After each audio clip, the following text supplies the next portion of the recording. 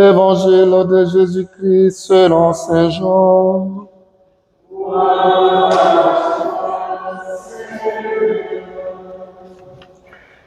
En ce temps-là, Jésus disait à ses disciples, « Si vous m'aimez, vous garderez mes commandements. Moi, je prierai le Père, et il vous donnera un autre défenseur qui sera pour toujours avec vous. Si quelqu'un m'aime, il gardera ma parole. Mon Père l'aimera, nous viendrons vers lui, et chez lui, nous nous ferons une demeure. Celui qui ne m'aime pas ne garde pas mes paroles. Or, la parole que vous entendez n'est pas de moi, elle est du Père qui m'a envoyé. Je vous parle ainsi tant que je demeure avec vous. Mais le défenseur, l'Esprit Saint, que le Père enverra à mon nom, lui vous enseignera tout et il vous fera souvenir de ce que je vous ai dit. Acclamons la parole de Dieu.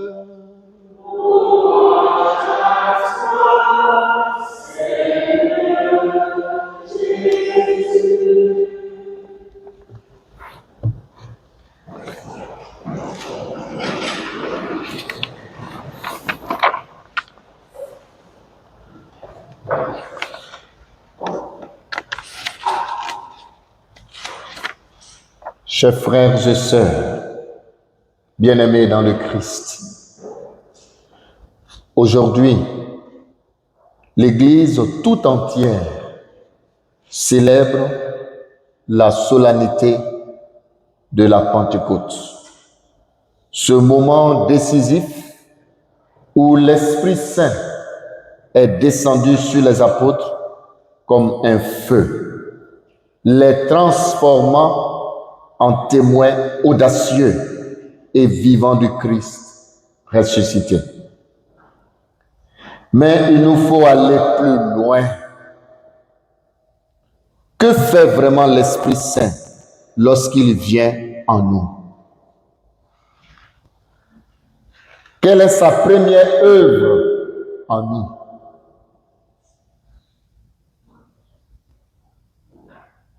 Voilà la question auquel nous sommes appelés à répondre. Nous avons chanté « Viens Esprit Saint ». Nous avons vu la séquence « Viens hôte doux de nos âmes ». Et tout le monde dit « Viens Esprit Saint, remplis le cœur de tes fidèles ». Et remplis-les de quoi? Remplis-les de ton amour. Alors quand l'Esprit Saint vient en nous, quelle est sa première œuvre? Qu'est-ce qu'il vient faire en nous? Le message des lectures de ce jour nous montre clairement que la première mission de l'Esprit Saint est de nous transformer à la ressemblance de Jésus. Quand il est descendu sur les apôtres, qu'est-ce qui s'est passé? Ils ont été transformés à l'intérieur d'eux-mêmes, n'est-ce pas? La peur a disparu.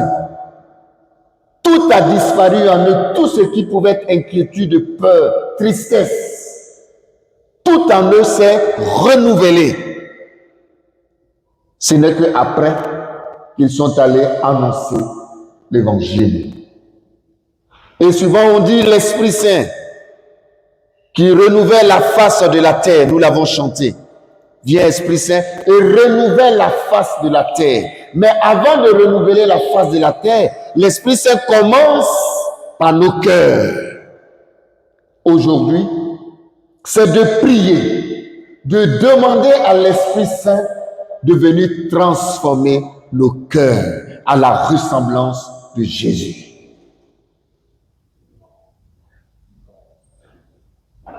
Tu envoies ton souffle, nous dit le psaume 103. Et l'esprit, ils sont créés. Tu renouvelles la face de la terre. Mais cette œuvre de renouvellement commence d'abord dans l'intime de chaque personne. Lorsque l'Esprit Saint descend sur les apôtres à la Pentecôte, ce ne sont pas seulement des langues de feu visibles. c'est un feu intérieur, une transformation profonde qui leur donne courage, force, amour et audace missionnaire. Ils deviennent semblables au Christ, envoyés comme lui, Jésus, parler avec autorité comme lui, Jésus, aimer comme lui, Jésus, à pardonner, à faire du bien, à aimer. Chers frères et sœurs, quelquefois nous oublions cet aspect de la fête de l'Esprit Saint. L'Esprit ne peut pas se manifester si nous ne sommes pas prêts à l'accueillir. C'est pourquoi je nous invite à rentrer au plus profond de nous-mêmes et maintenant même dans le silence de notre cœur pour dire, mais Seigneur Esprit Saint, viens transformer l'intérieur de mon âme, de mon cœur. Qu'est-ce qu'il y a dans mon cœur et dans mon âme? Peut-être qu'en moi, il y a encore ce tiraillement. Peut-être qu'il y a dans mon cœur, il y a encore beaucoup de haine et de vengeance. Peut-être que dans mon cœur, il n'y a que des choses que je suis en train de fomenter pour détruire la vie de quelqu'un. Peut-être qu'en moi, il y a ce désir de vengeance. Ou même peut-être je suis en train de penser à des mauvaises choses. Demande à l'Esprit Saint de transformer ton cœur. Dans la lettre aux Romains, dans la seconde lecture, Saint Paul nous révèle la profondeur de cette œuvre de l'Esprit Saint. Parce que l'Esprit nous rend fils à l'image du Fils de Dieu, à l'image de Jésus. Tous ceux qui se laissent conduire par l'Esprit de Dieu, ceux-là sont fils de Dieu. L'Esprit lui-même atteste à notre esprit que nous sommes enfants de Dieu. Le Fils éternel, Jésus, est le modèle. Par l'Esprit, Dieu veut reproduire en nous son image, faire de nous de véritables fils et filles, non seulement en nom, mais en nature. Cela signifie que l'Esprit veut former en nous le cœur de Jésus. Voilà le rôle de l'Esprit. Il veut former en nous le cœur de Jésus. Parce que le rôle premier de l'Esprit Saint, c'est de nous transformer à la ressemblance de Jésus. Et c'est pourquoi il veut transformer notre cœur, comme le cœur de Jésus, un cœur doux. Mon frère, ma soeur, ton cœur est doux? Est-ce que tes faits et gestes, tes paroles sont douces? Un cœur obéissant.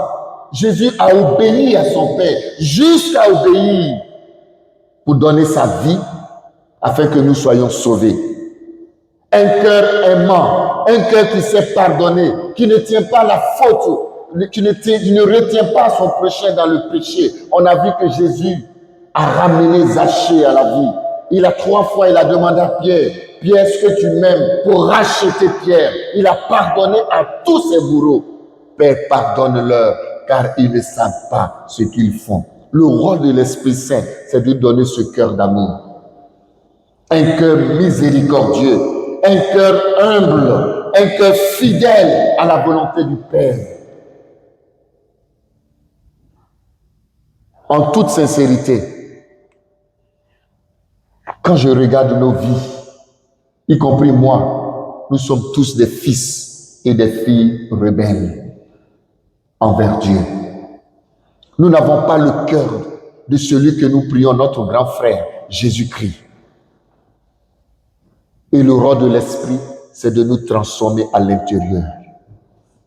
Alors je voudrais qu'au cours de cette semaine, au cours d'abord de cette Eucharistie et au cours de cette semaine, dites à l'Esprit Saint et au cours même de notre vie, Seigneur Esprit Saint, viens transformer mon cœur en un cœur comme le cœur de Jésus, un cœur qui aime, un cœur qui pardonne, un cœur qui ne tient pas compte de la faute et des péchés des autres. Saint Paul nous le dit avec force. Ceux qui sont sous l'emprise de la chair ne peuvent pas plaire à Dieu. La chair ici, c'est notre humanité blessée, repliée sur elle-même, dominée par le péché. Et nous connaissons tous ce qu'il y a dans notre cœur, c'est pas vrai? Saint Paul le dit clairement en Galates, chapitre 5, que nous connaissons tous, n'est-ce pas? Impureté, méchanceté, diffamation, colère, haine, vengeance, etc. Mais l'Esprit vient justement briser cette domination pour nous configurer au Christ. Moi, j'ai prié ce matin. Quand je finissais mon temps vers les 5 heures du matin, vous savez ce que j'ai dit au Seigneur, à l'Esprit Saint? J'ai dit, mais Seigneur, Esprit Saint, ta première œuvre est de transformer nos cœurs à la ressemblance de Jésus. Mais quand je regarde mon cœur, quand je regarde ma vie, et je lui ai dit, tu as du travail. J'ai dit, Esprit Saint, tu as du boulot. Tu cherches overtime, ne te fatigue pas. Dans ma vie, là, tu vas avoir overtime, fatigué, parce que tu as du boulot. Et comme c'est ton premier travail, ta première œuvre, il ne faut pas aller ailleurs, viens et transforme ma vie. Et je lui ai dit, regarde mon cœur, regarde ma vie, regarde mes pensées, regarde mes désirs, regarde toutes mes intentions. Tu as du travail. Mon frère, ma soeur, c'est ce qu'il faut aussi demander à l'Esprit Saint. Le tout n'est pas de dire on va faire beaucoup de prières à l'Esprit Saint. Descends, Esprit Saint, agis. Mais il va agir comment si le cœur n'est pas disponible à l'accueillir? Dans l'Évangile, l'Esprit fait demeurer Jésus en nous. Dans l'Évangile, Jésus annonce, si quelqu'un m'aime, il gardera ma parole. Mon Père l'aimera, nous viendrons vers lui et nous ferons une demeure chez lui. Par le don de l'Esprit Saint, la Trinité tout entière, Père, Fils et Esprit Saint, vient habiter en nous. Et l'Esprit agit comme maître intérieur, comme souffle de vérité, pour nous rappeler ce que Jésus a dit, pour nous faire vivre sa parole, pour nous transformer de l'intérieur. Quelquefois, on dit, mais je ne sais pas ce que le Seigneur nous enseigne. Seigneur Dieu, qu'est-ce que tu attends de moi? C'est pas ce que nous disons souvent. Mais demandez à l'Esprit Saint. Son rôle, c'est de nous rappeler ce que nous devons faire et surtout ce que le Christ nous a enseigné. Regardons la vie des saints. Ils n'étaient pas simplement des hommes et des femmes vertueux. Ils étaient des icônes vivantes de Jésus. Ils aimaient comme Jésus, servaient comme Jésus, se mettaient au service de leurs frères et sœurs comme Jésus. Ils lavaient les pieds comme Jésus. Ils pardonnaient comme Jésus. On a vu Étienne qui dit pardonne-leur. On a vu Maria Goretti. On a vu beaucoup d'autres apôtres et beaucoup de saints qui ont été tués et qui ont pardonné comme Jésus. Et le rôle de l'Esprit Saint, c'est de nous donner la force de vivre ce que le Christ nous a enseigné. Cette ressemblance ne vient pas d'un effort moral, mais d'une transformation opérée par l'Esprit Saint. C'est pourquoi celui qui n'a pas d'intimité avec l'Esprit Saint ne peut pas être transformé à l'intérieur de nous-mêmes. Le tout n'est pas, on ne vous demande pas. Ce n'est pas parce que tu as du renouveau charismatique que tu as l'Esprit Saint. C'est faux. Hein? L'Esprit Saint, c'est pour tout homme. Tu n'as pas besoin d'être du renouveau charismatique ou de faire des prières charismatiques, je ne sais pas. Mais c'est d'invoquer l'Esprit Saint. Simplement tous les jours. Viens, Esprit Saint, transforme mon cœur, transforme ma vie, mes désirs et mes pensées en amour pour mes frères et pour mes sœurs. Frères et sœurs, lorsque l'Esprit est descendu sur les apôtres, ce n'était pas une expérience unique, un feu de paille ou une mission temporaire. C'est le début d'une vie nouvelle, habitée et conduite intérieurement par Dieu lui-même. L'Esprit Saint n'est pas seulement avec nous, il est en nous. Et Saint Paul nous dit clairement, l'Esprit de Dieu habite en vous. Celui qui n'a pas l'Esprit du Christ ne lui appartient pas. Cela signifie que chaque baptisé que nous sommes est un sanctuaire vivant, un tabernacle où Dieu veut résider. Mais ce sanctuaire doit être purifié, éclairé, élargi. Et c'est le travail intérieur de l'Esprit Saint. Voilà un autre travail. Guérir nos blessures. On a trop de blessures. Le rôle de l'Esprit Saint, c'est de guérir nos blessures. Purifier nos intentions. On a trop de mauvaises intentions, c'est pas vrai? Corriger nos attachements désordonnés. Mais beaucoup d'hommes, si je te dis, mon frère, à quoi ou à qui es-tu attaché plus en ce monde? Beaucoup d'entre nous, il y a un confrère qui m'a dit, mon père, moi je suis attaché à ma voiture. J'aime tellement ma voiture, elle est belle. J'ai dit, on va t'enterrer, tu vas dire ta voiture. Là, qui me répond, moi, ma femme, elle est tout pour moi sur cette terre des hommes. Il dit, non, elle est tout pour moi. C'est-à-dire tout même, quand je respire, quand je marche, quand je pense, quand je fais tout, c'est ma femme. Je lui ai dit, bonne chance. Il ne faudrait pas qu'un jour qu'elle te dise, j'ai trouvé un autre homme. C'est là que tu sauras que tout ce qui doit être tout pour toi dans ce monde, c'est Dieu. Il faut aimer ta femme, mais fais attention. Bon, je ne dis pas ça à les hommes pour ne pas aimer vos femmes. Ce n'est pas un prétexte pour ne pas aimer vos femmes. Mais pour dire quoi? C'est l'Esprit Saint. Pour devenir saint, voilà ce que dit un grand saint. Pour devenir saint, il faut toujours invoquer l'Esprit Saint. Alors la fête d'aujourd'hui ne s'arrête pas seulement aujourd'hui. Tous les jours, c'est d'invoquer l'Esprit Saint pour qu'il transforme notre intérieur. Et moi, je vous demande aujourd'hui, jusqu'à votre mort, chaque jour, quand vous vous réveillez, que vous priez, demandez, Esprit Saint, viens transformer mon cœur. Viens transformer mon cœur et ma vie pour que ma vie soit une vie qui ressemble à celle de Jésus.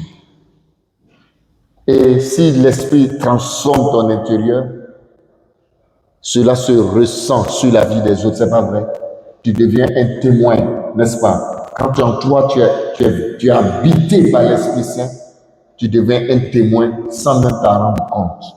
Mais quand l'Esprit n'est pas en toi, tu deviens un contre-témoignage. Alors, chers frères et sœurs, comme dit Saint Séraphine de Sarov, c'est un grand saint de l'Orient, un russe en général, oui. Il dit, le but de la vie chrétienne, c'est l'acquisition de l'Esprit Saint. Le but de la vie chrétienne, c'est d'acquisition, c'est d'obtenir, d'acquérir l'Esprit Saint. C'est-à-dire qu'il faut demander à temps et à contre-temps la présence de l'Esprit Saint. Oui, frères et sœurs, recueillons-nous et prions pour demander la grâce de l'Esprit Saint.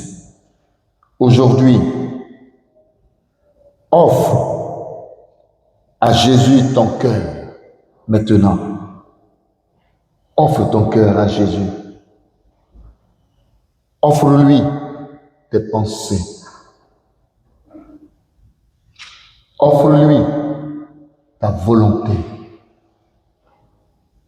Demande-lui de faire en toi ce qu'il a fait, l'Esprit Saint, dans la vie de Marie et dans la vie des apôtres.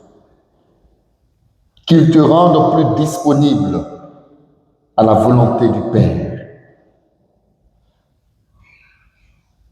Oh oui, viens Esprit Saint, Esprit de sainteté, Esprit de feu, viens Esprit de Jésus, brûle dans nos cœurs ce qui est orgueil, peur, égoïsme, et façonne en nous le visage de Christ, doux et humble de cœur.